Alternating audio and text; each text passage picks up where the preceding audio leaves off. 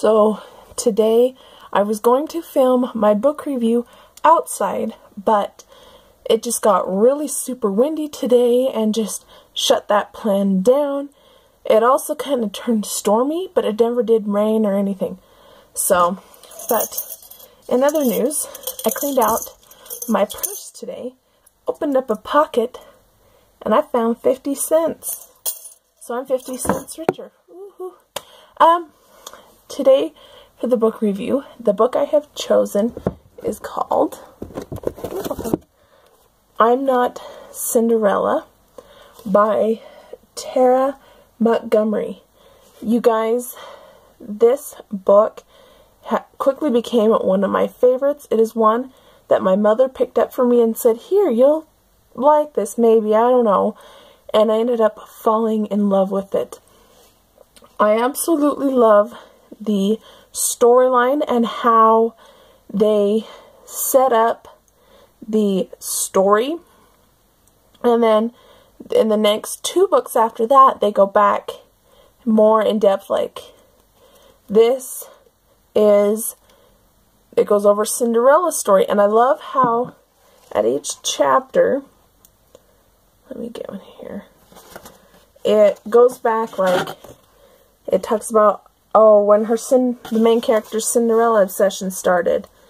In another chapter, I love how in these books she puts a little tidbit of history before each chapter starts. Like this one is Cinderella or the Little Glass Slipper, France, 1889.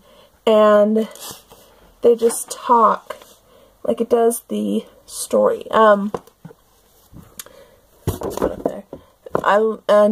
Like I said before, that kind of sets the stage, and then that's the one generation, and then it goes up a generation with the next one, and then it goes up another generation with the third book.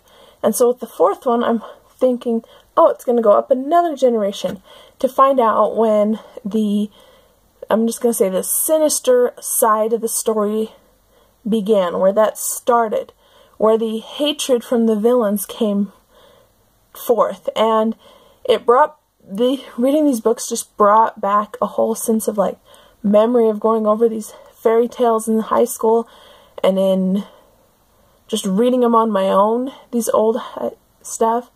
When I did read the Cinderella book, one of my favorite shows growing up was Roger and Hammerstein's Cinderella. And I loved that show. I just loved the soundtrack. And I still love the soundtrack, and I still love the show. I love watching it. My sisters, however, they're like, "Oh, this is boring," but I love it. Another thing about my book that I like about this is I like reading the last of the page of the book before we start.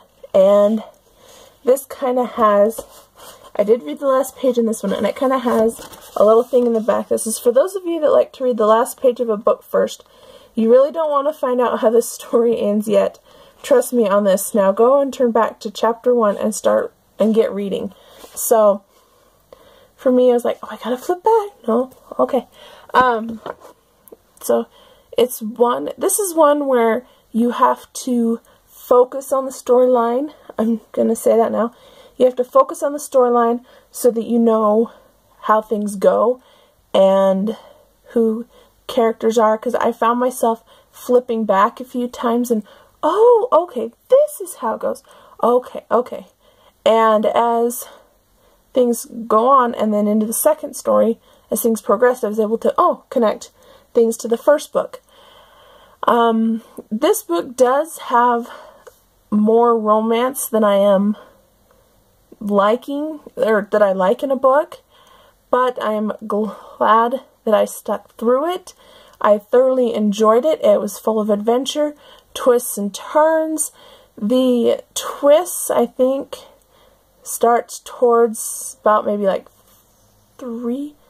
partway through, halfway into the 3/4 category. So if you are looking for a book that you just want to sit and curl up and enjoy a good love story, enjoy a good adventure, enjoy fairy tale coming into modern world, excuse me, then this is one that I suggest for you guys. And I hope that you enjoy it. Thanks for watching, guys. If you want to see more of these, every Friday I do a book review, and I plan on doing more series as the summer comes and as the weather warms up, and I hope to, I guess, do more with my channel. Thanks for watching, guys, and I will see you in tomorrow's video. Bye, guys!